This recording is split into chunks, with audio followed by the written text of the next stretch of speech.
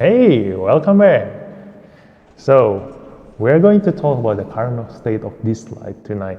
And the thing is, for those of you who have been playing this game for quite a while, you've noticed that a lot of changes have been happening in the game itself. And the way the developer team is doing with their events and everything, and the release of new espers, the new content and everything, like we can kind of see a pattern right now. As you can see, like previously, like we only see in the team show that the new esper is coming out, and then they make a story and everything, and then after that they upgraded it into like the story have like branches path where you can collect all sorts of items, where you can also create your own relic, and then also reset your espers. Like that reset of espers is actually quite good. Like I do expect them to like do it again in the future, but it won't be as often as we all need, because resetting your espers is kind of like game breaking. Like you can, if they do it too often, then the players might feel like, it's fine. Like if I make a mistake, it's fine because I can just reset my characters. Like the developer team makes this so easy for them to fix their mistakes. So it's probably, like, I do expect it to be happening again in the future, but won't be sometime soon. Probably New Year or something, or probably a Chinese New Year. Yeah, around that time, I do expect them to do another one. But don't take it from my word, okay? So because it's up to them. So we've seen that they do a lot of things in the team show, and then they come out with a new esper, and then afterwards they added more PvE content, they added more PvP content, whereas the infinite tower, the temporal tower, and then after that the real-time arena. So the coming out of those two things, like, in every single games there are two sides of the coins. The first one is the PvE, and then the second one is the PvP. So because this game is really, really interesting if you do take part in the PvP section, but the thing is, you do need to play a big part first in the PvE section to be able to compete into the PvP section. So for those of you who just started playing this game, or probably in the early section of the game, don't be intimidated, don't be overwhelmed with the many types of espers, like the legendaries and everything. Just make sure you do check that strategy page in the PvE sections, like the one in here. You can see in some of the ritual miracle here, like probably in the sections, you can click the strategy here, recommended formations, and you can check what are the other players bringing, the espers, and also your friends, and then the time and everything.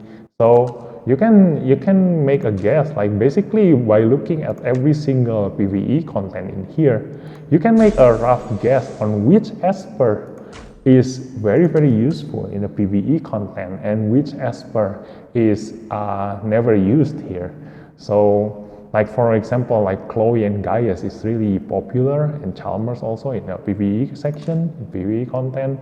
But for Chalmers' case, like he is not really popular in the PvP content. So you can guess based on that. But the thing is, as a player, you will want to focus more on the PvE sections first before you go to the PvP section. So espers like Everett, or maybe those specialized in PvP, like probably Hyde, they do play a lot of part in the PvP section, but they don't contribute anything into the PvE content for you. So you might want to hold down on leveling them up first when you are in the early stages of the game, and do make sure that you focus on the PvE content first. And then afterwards, after they release a new content for the PvE section and the PvP section, we do see a lot of things there, especially the Infinite Tower, because the Infinite Tower is basically the test, like this is the final test of your PvE content. So if some of you like think that Infinite Tower is too hard or maybe it's impossible to clear, that's the whole reason why they are here, you know, because as a game developer, Lilith needs to have time, like, you know, they need to buy themselves time for them to make a new content for us. While they are making a new content, they need us to have something to do. So the Infinite Tower, its main purpose is to be impossible, like nearly impossible to beat. So don't get intimidated with the Infinite Tower, because while having the Infinite Tower here, like it's something to do. Like you don't need to like must clear this thing, you know, like and then complain like if you cannot clear this. Like that's the whole main purpose, is to buy them time, you know. So you have something to do, but also if this thing doesn't have a reward, like you can see that there is a reward here. If this thing doesn't have a reward, then there's no point for you to be even doing this, you know. So they put some rewards here, but if the reward is too good, like it's gonna make the players complain at them too. Like if, like for example, if this is like a free legendary Esper here, so the players will definitely complain to Lilith, because it's impossible for them to reach here. But for those of them who can reach here, like they will get stronger and stronger. But it's to be expected, you know, in every single game. Those who are like already high up in a high tier and can clear a lot of content, like they will get rewarded more compared to those who cannot clear the content. So it's to be expected, you know. Like for example, like if you and your neighborhood like make a tournament of like a Dislyte tournament, and none of your neighbors play that game, and you are the only one who plays that game. If they do that tournament like every single month, and you like the only one who can play that game, the neighborhood cannot complain that, you know, you've been winning a lot of like every single time, so this time don't take part in the tournament. Like there's nothing, there's something that you cannot control, you know. So those like people who are like for the idiom that says that people who are rich will keep on getting richer, and those who are poor will just stay poor. It's the same in every single game. Like, you know, if you have a whale that can clear every single content, like in every content that they clear, like they're gonna keep getting stronger and stronger. That's just the fact. So if the reward here is supposed to be like this, you know, like they are all right for you to clear, but it's not something for you to die for, to aim. But that's the thing, like Infinite Tower is the final test of a PvE content, and then afterwards the PvP content is most likely in a point war and the real-time arena. Although the real-time arena needs a little bit fixed, like they are still balancing the things. That's the thing about the game, you know, like when people release new contents, like they need to balance a lot of things, because they do test it internally first, but it doesn't always gonna reflect what's gonna happen in the real practice, like once it released into the world. So if you see a lot of new contents that come out in the future, like Lilith will still need to keep on them giving a balancing here and there. So don't get frustrated, don't get like disappointed, like if something doesn't work. Like for the real-time arena, like we've seen a lot of complaint, like, you know, they give a limit of how much you can win each day, and then they make it harder, or the rank gets more and more, and then you barely can find any players while waiting. Like it even takes like 1 hour just to fight one person. But that's the thing, you know, like you can expect them to still tweak a little bit here and there in the future to make it balanced. Because previously in the first real-time arena, like the fight takes like very short time for you to find an opponent. But the thing is, the same players will keep on spamming the thing, you know. Even right now, like some of my friends noticed that the top players in the real-time arena doesn't really have that like good espers, you know. Like the relics that they have is not actually better compared to like the top players and the whales in this game.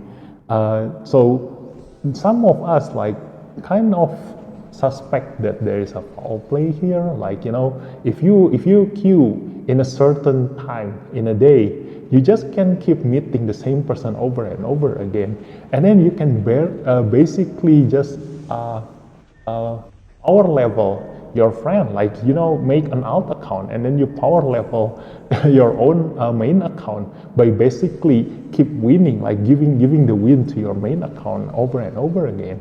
So that kind of thing is something that still needs some balance, you know. Like, they do want to make the game accessible for everyone, but to also discourage cheating in any kind of way. That's the thing that they still need to tweak about.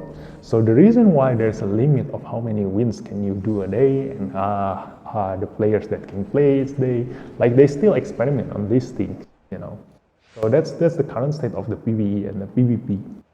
And then afterwards, we can expect in the future that the new content gonna come out. So the nearest future will be the Shade Mother in the Desolate lands. And Shade Mother being the only one in here, like among the three here, like we can see that Shadowfire gives certain type of relics, like this is coming all from Chronos, and then the Shadow Gale coming all from Apep, and then after that the Shadow Stream comes all from Fafnir. So Shade Mother being only one here, like this is gonna be the ultimate test of the Desolate lands. And we can see that the pattern from the Desolate lands, that there are 8 slots here where you can bring 6 experts. So this is also a different type of content.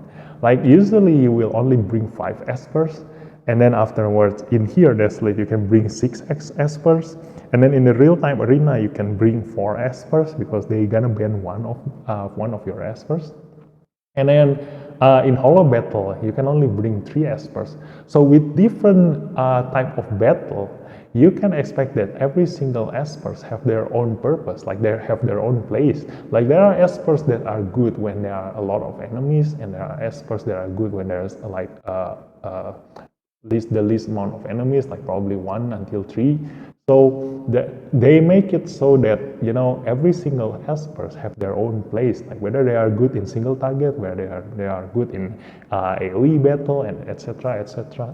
So in here, I do expect that the Shade Mother will have every single relic that they have from Chronos, Apep, and Fafnir.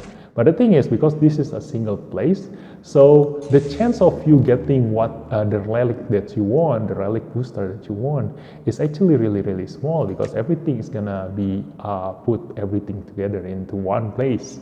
And also, being like the final boss in this Desolate lands, it won't be surprising if they make the game like a little bit different compared to the other Desolates.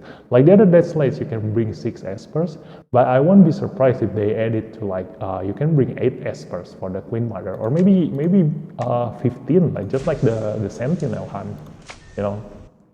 Like this Sentinel Hunt, if this system being put into the Shade Mother, I also won't be surprised, you know. Like, we can expect this is gonna be a surprise for everyone in the future, but you can expect them to make it like really, really interesting. Like, I'm looking forward to the Shade Mother because I'm more into a PvE person compared to the PvP person. So this is something that I'm looking forward to. So Shade Mother being like the final grinding place, they also need to balance this thing, you know. Because if Shade Mother contains every single relics from Shadowfire to Shadowgale and through the Shadow Stream, if you manage to clear Shade Mother without any limitation, like how many times you can enter this place each day, so all these 3 places will become obsolete. Like, nobody gonna ever come in here anymore, you know. Even for new players, like if they are able to clear Shade Mother, even if it's like a C rank or B rank, it's worth more to come here rather than going to the other places. Unless you want a specific relic, you know, relic booster from the other places. but it's always going to be more beneficial to go to the shade mother. So they also still need to balance this thing, whether they make it like a limitation on how many times per day you can enter this place. But I can see that if they do that, like a lot of YouTubers gonna make a complaint video about that. And if they make it so that the relics here like contains every single relic here, also a lot of people are going to complain like the chance of getting the booster that I want, because I suspect that this thing will not only drop the mythic relic booster, because this can go up until the legendary, the legendary boost stone, and there is the mythical one after that. So I suspect this one will not only drop that, it will also still drop the other thing, maybe until the rare boost stone. Yeah, so if you can have a chance of dropping rare boost stone in here, depending on your rank, so the chance for you getting that relic booster in the mythic version that you want is really, really, really low. So I do want to find out how they're gonna balance this thing. Like I do have some ideas, like probably because we've seen right now that the way we can fuse as new Esper here from the coming out of Odette and Everett, like they implement the new system here with use the crystal diamond. So using the crystal diamond here, like you can use this to fuse into Odette. So with this system in place, like if they already have this thing, why not put it into the shade mother, like using the crystal to fuse some of the other previous relic booster that they already have.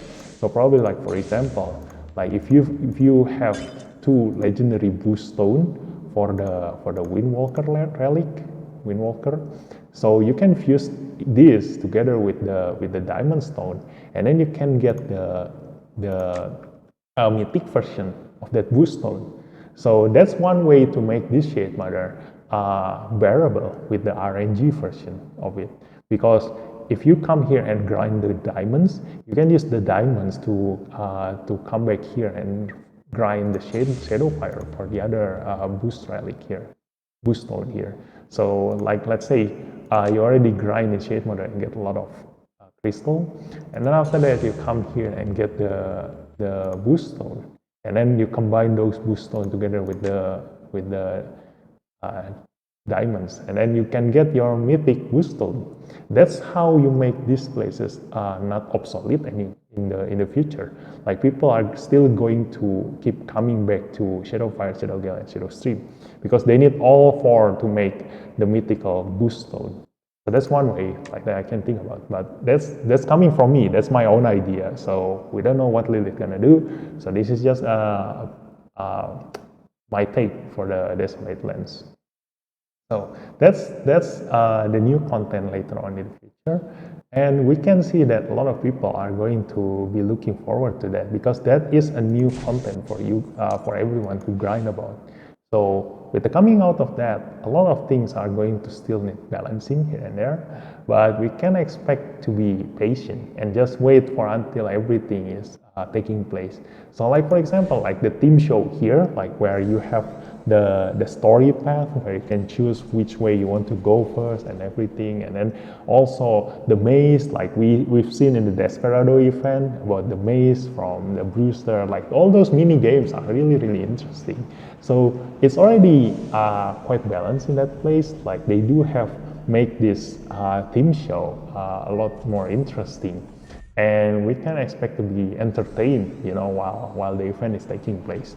So all those things are here. And then the next thing I want to talk about is the shop here. The shop also get some kind of balancing here. Like you've seen that in the recent patches, like they remove some of the rewards in this shop. They still need to balance this thing, But the thing is, you still need to prioritize with what kind of items you want to get from these shops. So for me personally, like in gold shop, every time I see the rare starting one, I'm gonna buy them, and then afterwards I'm gonna look at the superior or the flawless relic in here. If I do like the stat, then I'll buy it, because it's easier to get the stats that you want from the shop rather than grind it in a ritual miracle every single day. So if you do see them, that the one that you want, the good ones, then it's okay to spend gold here. But if you don't have the gold yet to be able to spend this leisurely, then just be patient first. You know, like just keep hold on into your gold, because gold is really important in this game. You need a lot of gold to do every single thing in this game. So that's one thing. In the friendship shop, like this is already good. Like they do give us a lot of options to choose from in here, but usually every day I'm gonna buy out of the random wish sticker, and then after that 2 of the stamina here instead of 3, because they give three stocks of the stamina here, but I only buy 2 because every single day the amount of hearts that I can get from my from the friendship thing is limited. So if I buy more than 2 of the stamina and all of the random wish sticker, I will eventually run out of this friendship bonus thingy, you know, the friendship currency here. So the number that I found out is quite okay, is 2 random wish sticker and the 2 stamina, and that's it. If you do need the starting one, then you can buy, get it instead of the stamina. But if you don't need the starting one, then you can go for the stamina, because stamina you can just go to the purgatory stage and get your own starting one from there. And the tournament here, for me personally, I will take priority on the legendary abilimon, and then after that the epic abilimon. Every single week I need to buy both of them for sure, like because they are the most important thing in this game. Being able to increase your Esper's abilities level is very important to make your Esper getting stronger and stronger. So the legendary abilimon being like available only in certain reward means that this tournament shop is one of the places that you don't want to miss in getting your legendary abilimon. So always aim for that. And then after that, the epic abilimon is also really important here, because in every single gacha games, the epic espers, the epic heroes, the one that is one level below the legendary, is always gonna be stronger than the legendary if you do have them at maximum resonance and then maximum abilities using the abilimon. So you do still need to get the abilimon, even though you have like a lot of legendaries. Like your legendaries, if your legendaries is only at 0 resonance, it will always get overshadowed by a full resonance epic espers, unless you do have like certain utilities. Like for example, like in here in the left side of the screen, like you see my Biondina is fighting. Like Biondina is a very unique esper where she can remove, she can dispel all buffs from a single target every single turn. So that kind of utility cannot be replaced by any other epic espers. But if you do find like espers that have similar abilities compared to the legendary version of it, like for example Narmer, like Narmer is has like AOE abilities that ignore 40% of the enemy's defense. So if you do have like something else, like you know Lin Xiao or some other espers that have AOE damage, like if you have them at full resonance, it's always going to be stronger than Narmer without any resonance, because there is no other utilities from Narmer that you want except for the defense ignore part. So that's the thing. So afterwards, if you do have extras, you're gonna want to get the super sound matrix from here, and then after that you're gonna save up until, if like this one it refers in 2 days, so I do want to save up the tournament points here for the next legendary abilimon instead of spending it for something else. So the cube shop here, you can see that the most important one is the epic abilimon again, because like you can see here, every single week you can only get 1 legendary abilimon, but epic abilimons are a lot here. You can actually level up a lot of epic characters before your legendary characters, like legendary espers, getting somewhere, anywhere. So being able to get all of these epic ability ones really gonna level you up faster if you're like a new player or a early game player. So use your epic ability ones. You can, for rule of thumbs in every single gacha games, like even if you have a lot of legendaries, it's not necessarily you need to use every single one of them. So rule of thumb is in every single team that you play as free-to-play players, you need like one legendary in your team, and then after that, 4 of the epic espers in your team. The other ones are epics. So that's the rule of thumb if you want to make a really good team. So afterwards, if you do have extras, get the Superstar Matrix and then the gold tracker. And then afterwards, if you still have extras, go get that gold and also the rare ability one. But in here, like I do have already enough rare ability one that I don't need to buy any more of the rare ability one. So if you do still have extras, like you can see here, I still have 13 days to refresh this shop, and then these cubes are going to accumulate more and more. So I can spend a little bit on the cube relic blind box here, but I still do need to take care of not to overspend this, so that the next time this thing refresh this shop, I can buy every single one of these again straight away in the first day. So that's for the cube shop. Then the club shop. Again, like the most important one here is the Ripple option box, because this thing is going to level up your legendary esper. You know, like I said before, like having the resonance is really important in gacha games, because a full resonance esper is way stronger than a non-resonance esper. So having the legendary esper into a full resonance is going to make that espers very strong, like the strongest in the game. Even though it's like a Tang Swan or Li Ling or some other proxy esper, like if you have them at full resonance, always max them out together with the abilities and everything, because full resonance legendary is the strongest espers that you can get in the game. And then this thing is going to make that possible. Also, the one thing that I noticed in the game is that the moment that the developer came out with this, Lilith came out with the Ripple option box here, like I did notice that a lot of people keep getting duplicates whenever they pull their golden record or their SSM. And I do suspect that Lilith want that to actually happen, because at this point in time, like a lot of people have already like half of the legendaries in the list of legendaries that they can get, and then they want us to have a stronger esper, you know, the ones that you already have, instead of keep getting the new ones. Like for example, like if you already have every single espers that you need, like let's take into account, let's take a look at the esper gallery here. Like let's say in here that you already have every single ones that you want, like you already have Lewis, Raven, Hyde, Gaius, Sally, Unas, every single one, and the ones you don't have is actually the one that you don't want. Like a lot of people don't like Elliot, and then the ones that people don't want is Sienna, and then afterwards Lucas, and maybe some people don't like getting Jin Yuyao or Donar. Like if you don't have all those unpopular esper, and then you already have everything that you need, you definitely won't duplicate in that point of time, you know. So that's why balancing this thing is also something that Lilith still doing up until now, because they don't know whether you want duplicate or you want new esper.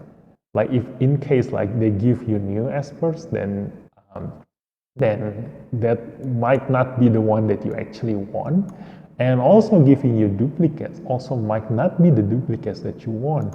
So that is something that they need to take into consideration. So in the future, like I've heard the new notice here, like the new info, that the next new espers, they're gonna give us options to choose from. So they're gonna give us some options to choose among 2 espers when we pull the legendary esper. So that's one thing that is really good. Like giving the players choice is always good, even though the choices are with like there are possibilities that both choices are bad, but they can still pick the better ones among those two. So that's the thing. So having this ripple of box is really going to make your current legendary stronger. And then afterwards, the ones that you want is always, again, the SSM and the golden record. And then afterwards, you can choose whether you want to save your points or you can buy something else here. Usually, I will just buy the reset stone or probably the epic push stone. Because legendary Starimon, you can just level up from the 3-star Starimon. You don't really need to buy them. Although if you want to get stronger faster, then you can get them. But reset stone is very rare, and also epic boost stone. This is the wild card one. You can use this for any relic. So these two are still useful. And then the Inferno record, in win record, floor record, like even though you have a chance of getting legendaries from them, they don't contribute in any way to the PT, to the PT number that you can get in here. So no matter how many elemental records that you buy, it's not gonna reduce the number of your PT. And having the PT here will guarantee you getting a legendary. So in a sense, this elemental record is lesser than the golden record, but they cost the same, you know. So even though the value is less, but they cost the same, so buying this thing is kind of like, you know, a letdown for me. So only if only if I have a lot of extra credits, then I will buy them. Otherwise, this is the last thing that I will take, because it doesn't contribute in any way to the PT pool for me. So that's the thing about the shops. It's kind of like balance the things, you know, like they remove the experience and the booster, a relic boost from here, because for those players who already have like a lot of currency in here, they can keep buying them, and then afterwards they can keep getting stronger and stronger and leaving you new players and free-to-play players far behind. So they when they said that they changed it because they want players to get it for free from events and everything, it do make sense, and then that will help the free-to-play players a lot. So that's the current state of the game. So in the plaza here, like because I'm a free-to-play player, I don't buy any single one of them. So I don't know which one is worth your money or not. But I do take the stamina pack every single day. And then this thing, the daily limit, the stamina that you can buy using the Nexus Crystal. Remember to buy one of these every single day, because the first purchase that you buy for this stamina only costs you 60 Nexus Crystal. So this is, and then afterwards it's gonna cost you 100 Nexus Crystal. So the first purchase every single day gives you 40% discount.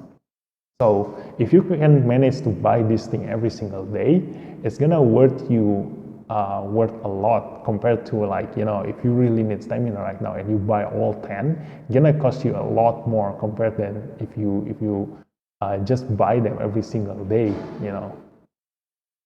So the first purchase have 40% discount. Remember that. Don't forget to buy this thing every single day.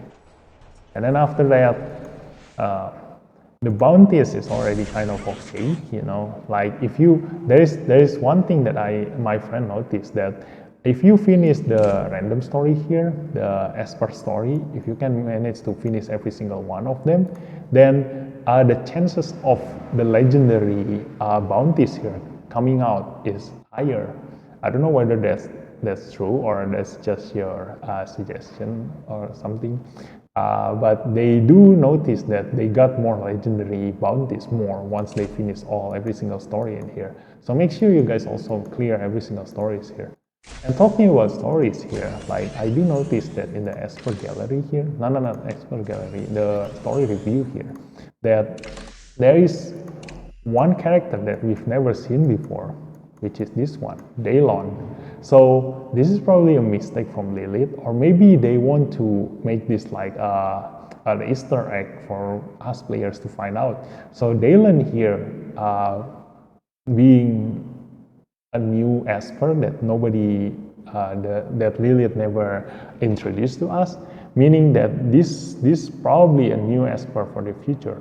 But the thing is, like, I do suspect that this is going to be our new purple Esper, the epic one, because in every single time they come out with a new legendary Esper, they also do come out with the purple ones. So, like in the previous ones, like they come out when they come out with Tyr, and also Abigail, they come out with Odette, and then after the previous ones, when they come out with Gaius, we have Li Guang, and then before then we have Xiaoyin and Nick, and then Seward, Chongnan, or Aurelius. Like every single time they come out with a new legendary Esper, they also come out with the epic version, like the epic Espers that they don't really highlight, but they did announce them beforehand. So maybe Daylon is going to be our purple Esper here, the epic ones, but we will never know, you know. So wait for it to come out. So we're going to see who this Daylon is. Maybe it's going to be the epic Esper that is going to come out with the divine support, because divine support so far we've only heard two of them, the triplets and then Intisar, the Cowcat. So we've never heard anything about the new epic Esper. So Daylon might be one. So talking about the new Espers, like the triplets and the Intisar, if you do watch my previous video, then you've noticed that I already make prediction about them. So if you want to watch them again, but I'm going to say this again here, like the triplets, like I said, they are going to have something to do with buffs, looking at their corpse there. So Lilith changing them to being a support Esper instead of a fighter really makes that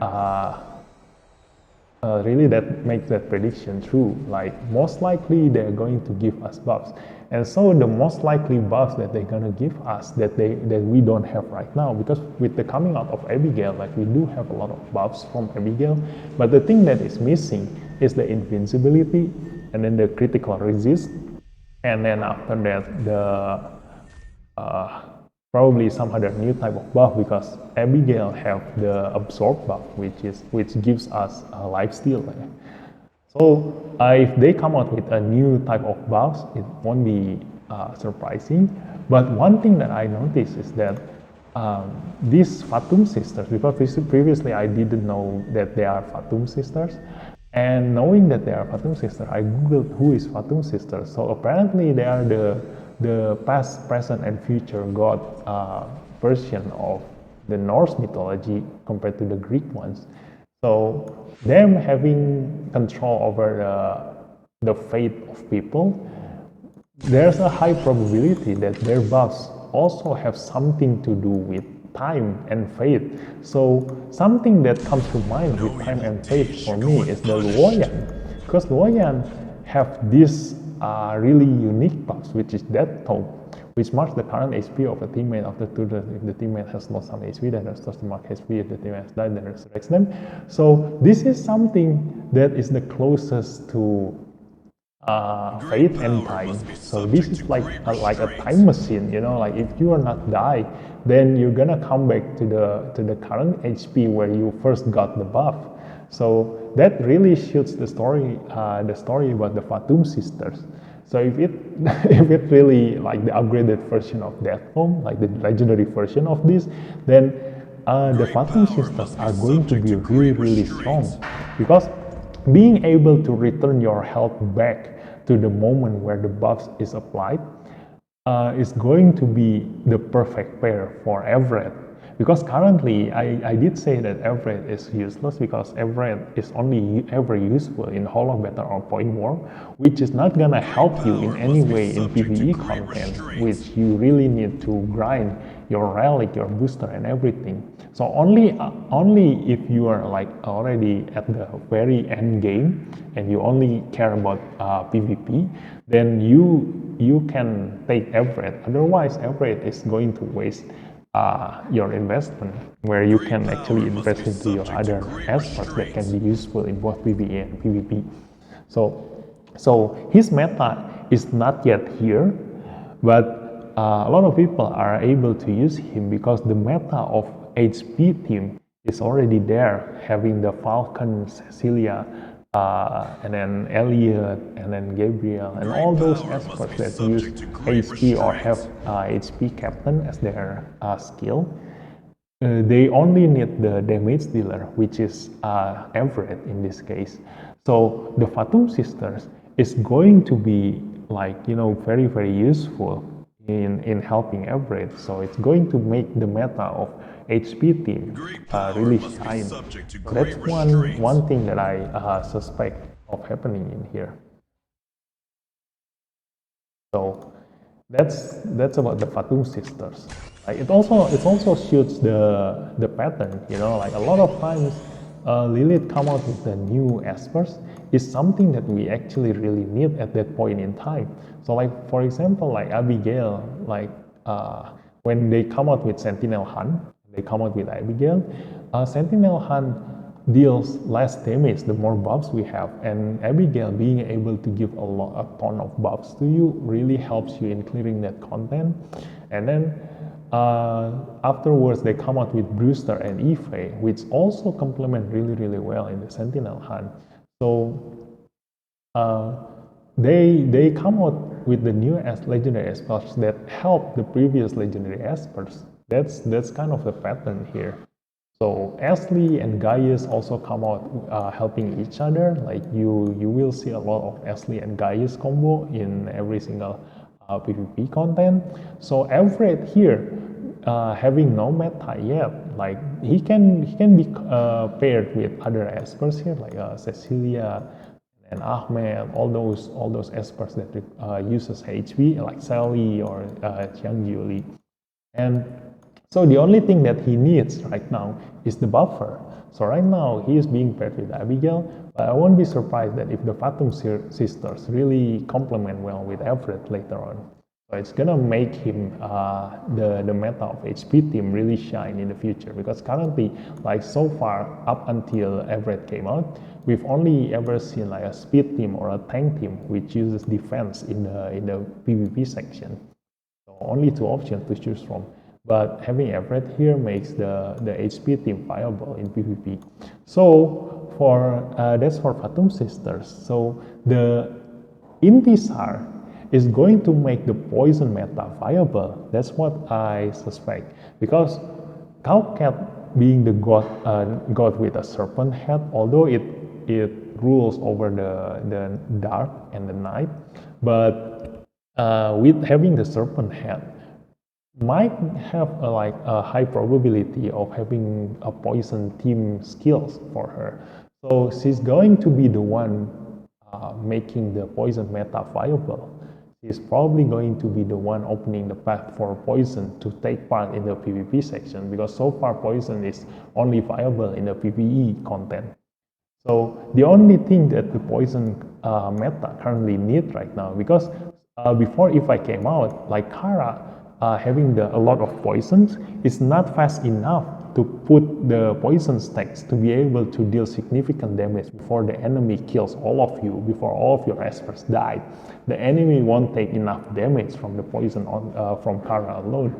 So the coming out of Ife make the stacking of poisons really, really fast. You can see in the left side of the screens that I can stack a lot of poisons from Ife and Kara together, like 6 stacks of poison straight away in one turn.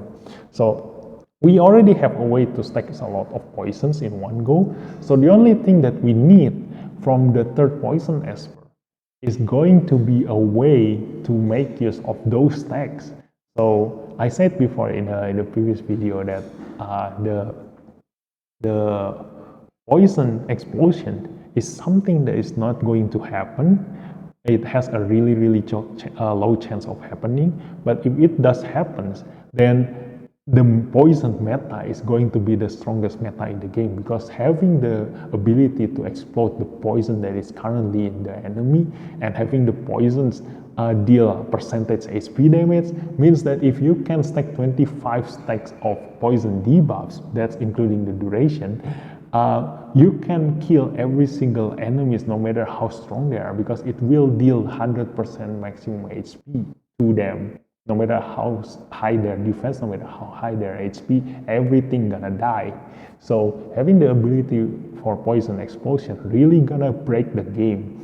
So it's going to be a very, very low chance of happening. But if they do come out with something like that, then definitely for those of you who have Eve and Kara, definitely must pull Cowcat or Indisar.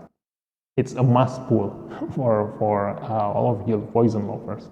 But other ways for the third poison expert to contribute into making the poison meta viable is to give the ability to dispel, because the hardest part of playing with poisons is if the enemy have immunity or they have cleanse.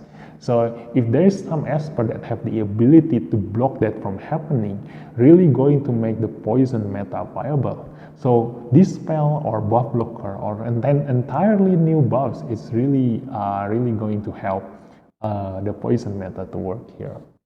So these spell buff blockers, although if those are not gonna happen, like because that's gonna make the game really easy, and this spell and buff blocker together will really just make the new poison expert exactly the same as Gaius, because Gaius also have the chance of dispelling and buff blocker in the same skill. So it's gonna be like Gaius 2.0, and also having Cowcat in this are looking at the picture of her having two different versions. Like a lot of players think that she's gonna have like two different modes, just like Gaius. Really makes her like exactly the same as Gaius, you know. So some people might say that, you know, if she has this exact same skill as Gaius, then there is no need to pull her. But if you do play with poisons, like having another expert that can dispel and a buff blocker at the same time really helps you a lot, because having a lot of chance, like currently I have Gaius here, but I don't mind having another Raven or another Tricky that can also dispel, because I can swap between them depending on situations, you know. Because currently, because I only have Gaius for my dispeller, so what I did was I built my Gaius as a support instead of a damage dealer, because his role is to dispel and buff blocker in my team. So if I have another dispeller and that can buff block at the same time, I can make Gaius a full DPS later on, a full damage dealer. So that's one thing about Cowcat in this start.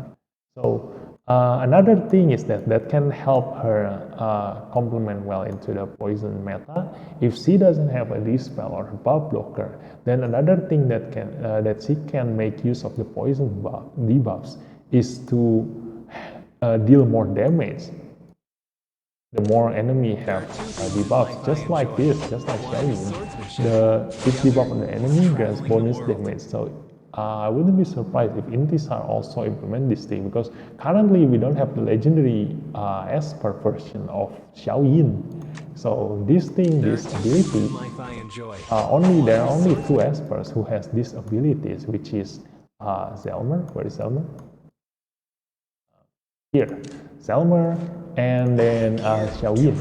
Those two are the only ones who can make use of a lot of debuffs from that we apply to the enemy. So I wouldn't be surprised that if Cowcat in this har will be the legendary version of them. So that's my take on the new Espers. So again, they still going to balance a lot of things. So with the changes on Liling is to be expected, because Liling, a lot of players complain about Liling getting nerfed, but it's already it's already to be expected, you know, because Liling is the most useful, most broken free Esper that every player can get. So up until now, like I have a lot of friends that keep using Liling like instead of new espers, because Liling is so useful that they don't really need any other new esper. They can just keep leveling up Liling. Although it's a lot of players might argue that that's the whole purpose of a free-to-play esper. Like having one espers to be able to deal with every single content. But that will just break the game, because if you have an esper that can be used in every single content, what's the purpose of new espers then? If you just keep on using that espers, the point of a game is to be able to use the right esper at the right time, at the right place. So if you have an esper that can be used in every single content, it's going to break the game. Even Gaius, who is really very versatile, cannot be used in every single content. There are some contents that you cannot use Gaius. Like in the example where you find a lot of Alexa in the enemy team that can reflect the damage back to you, you're going to just kill yourself if you use Gaius in that content. Although 90% of the content can be cleared by Gaius, but there are still some content that cannot be cleared by Gaius.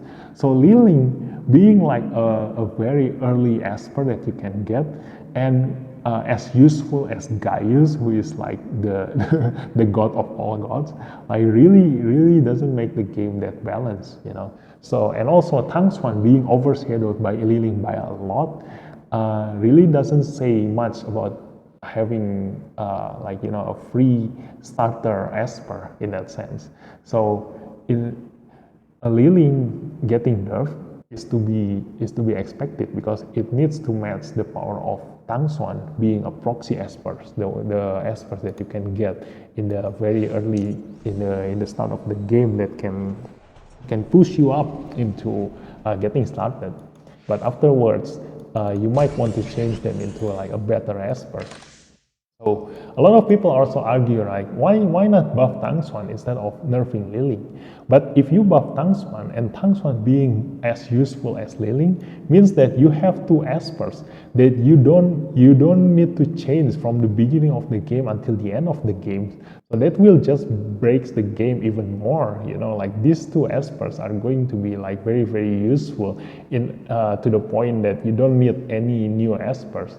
So instead of buffing Tang Xuan, it makes more sense for me to nerf Liling. Although it's gonna like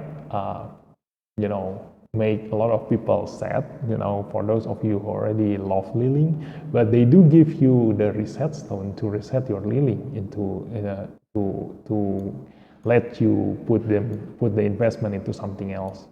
That's already their answer to that.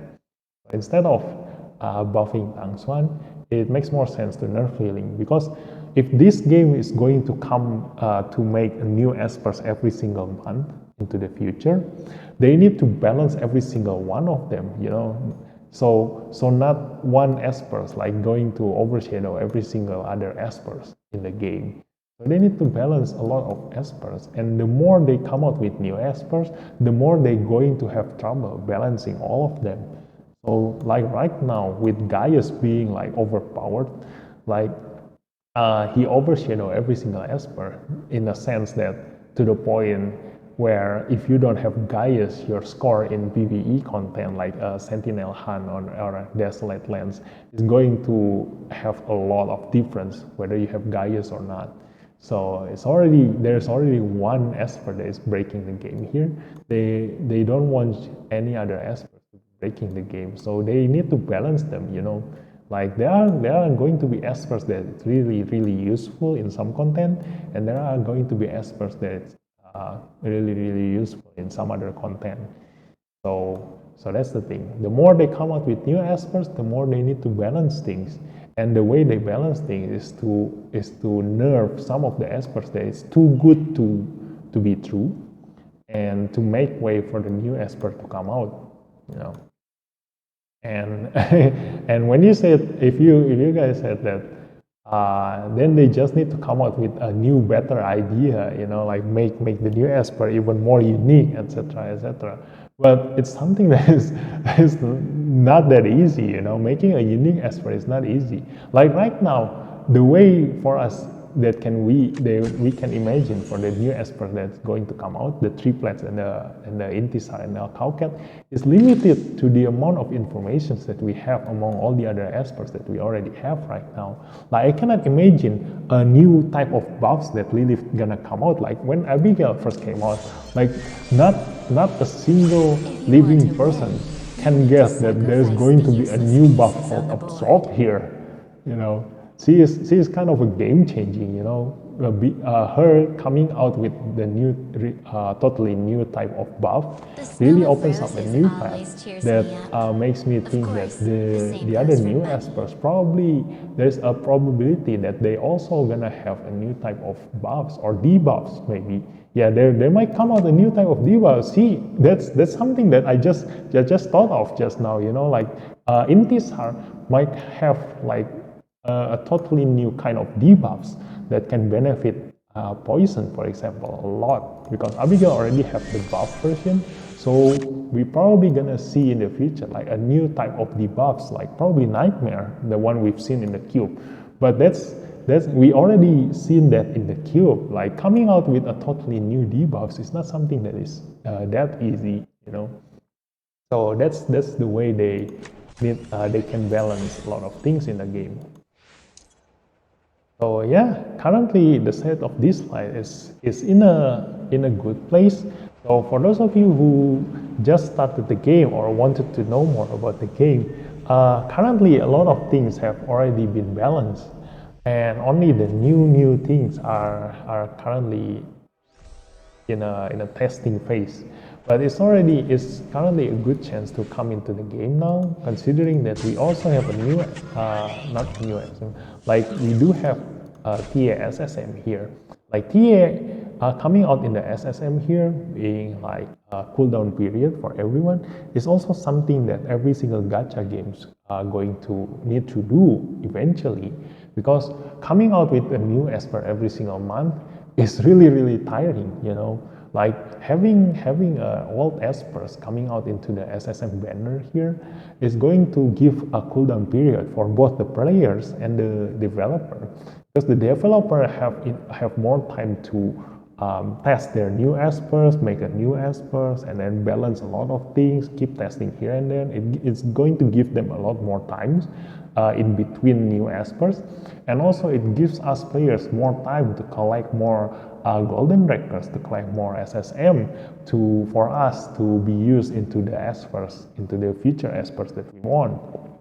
So the only thing that they need is to just reveal what's the new Esper, the next Esper after TA, so that we can decide whether we want to take TA into consideration or we do want to save up for the new Esper in the future. If they do have those kind of leaks every single month, then I don't mind having the cooldown period here, like SSM for all Espers. I might also go for some of the Espers, like the ones that I currently don't have. If they come out with a SSM banner of probably Hyde or probably Ahmed here, or probably all the other Espers that I currently don't have, it might be really useful. Like I have one friend that's up until now he still doesn't have TA in his arsenal, so he is really getting helped by Lilith, having the ability to pull TA and the SSM currently right now. So yeah, that's everything that I want to talk about tonight.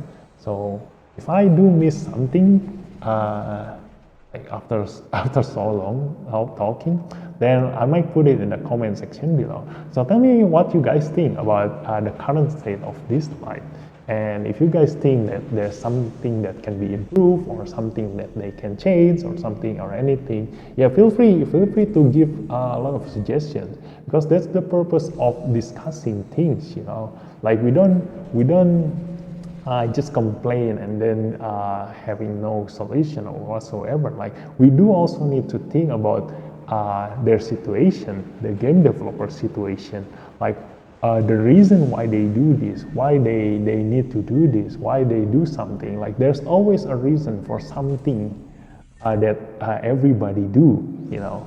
So instead of like, saying you're wrong, you should supposed to do this and blah blah blah and this, like we need to step back a little bit and put